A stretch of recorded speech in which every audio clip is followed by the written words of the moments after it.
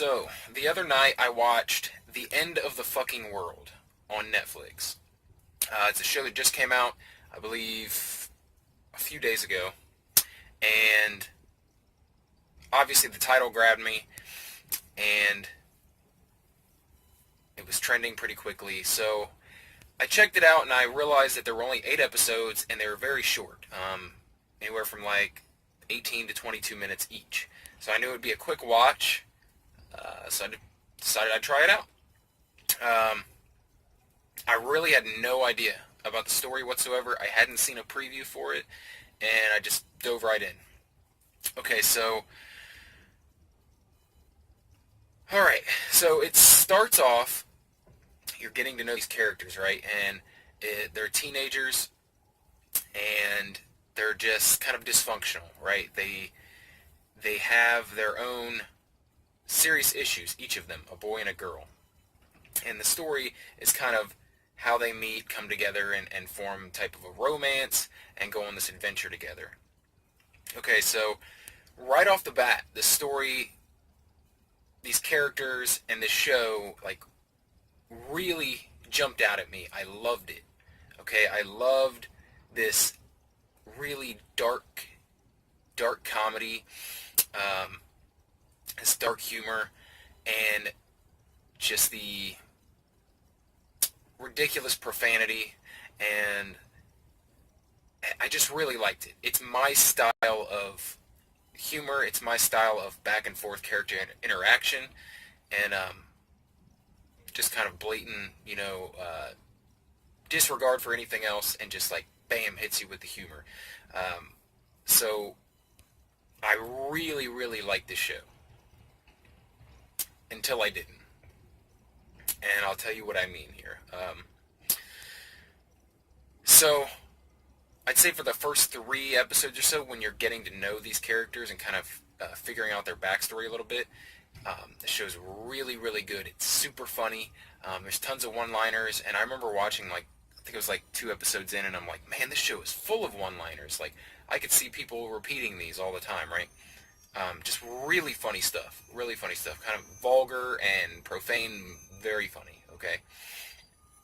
And, but then once that wore off, once that newness of, man, well, I've never really seen this before, at least not on a show. Once that newness kind of wore off, it kind of just became, to me anyway, it became any other teenage coming-of-age story, quite frankly. It just became kind of mundane, a little bit boring. Once that originality kind of wore off, I was just left with a show, It was an interesting show, I'll give it that, but it wasn't super amazing by any means.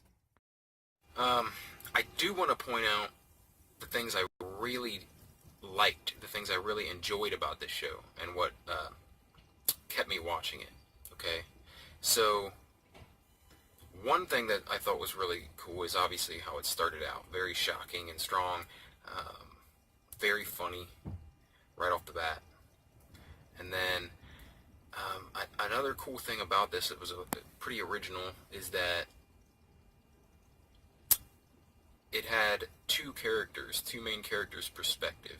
It wasn't just a show from one character's perspective, and it also wasn't from the outside looking in. It was actually, this girl's perspective and this guy's perspective, and it went back and forth between them throughout the story, so I thought that was really cool. Another really cool thing is that I felt like it kind of paid homage to, like, some really great 90s American films, okay, like Tarantino, Rodriguez films, okay. There were some things in it that reminded me of True Romance, and I think it was intentional, and also Natural Born Killers and Pulp Fiction, like these type of movies, right? And I feel like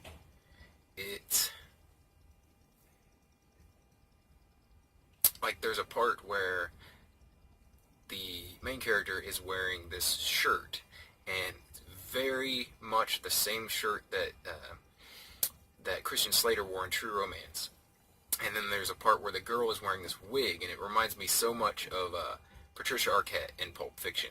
And so these kind of like nostalgic feels that I got, like I really enjoyed that about the show. It seemed like it was kind of paying homage to these other kind of great films or great styles of filming. Okay, so that the two character perspective, and just the fact that it was this really strong off the bat, right? Like shocking, dark humor. Really enjoyed that.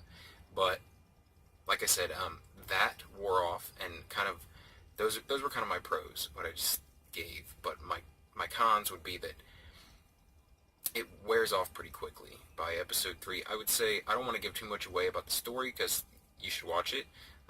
It's entertaining, and it's a quick watch. So even if you don't like it, not a whole lot of time lost. Anyway, the comedy to me kind of falls off, kind of falls by the wayside, and it just becomes another story about these weird kids in love, right? Comedy to me kind of falls off around third episode or so. Like I said, I don't want to give it too much away, but I'll just say that after the murder, and you'll know what I'm talking about when you watch the show, after the murder, the show became a little boring for me, to be honest. I continued watching it because I wanted to find out what happened, but like I said, it wasn't that same like exciting ride that I was on in the beginning. So from that point forward, it stopped kind of being original, and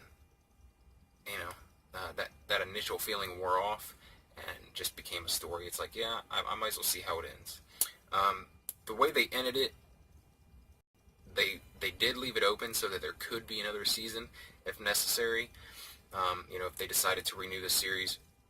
But I don't know. I think it would be kind of a cool one and done, honestly. If it would just end that way and never come back, I think it would kind of be cool as a standalone. However, to keep the series going, I wouldn't really be into it. I don't know if I'd watch a second season, to be honest. So, anyway, might have some people strongly disagreeing with me on this one because I've seen a lot of positive stuff about the show. But those are my thoughts, an honest review of The End of the Fucking World. Alright, that's it. We'll see you in the next one.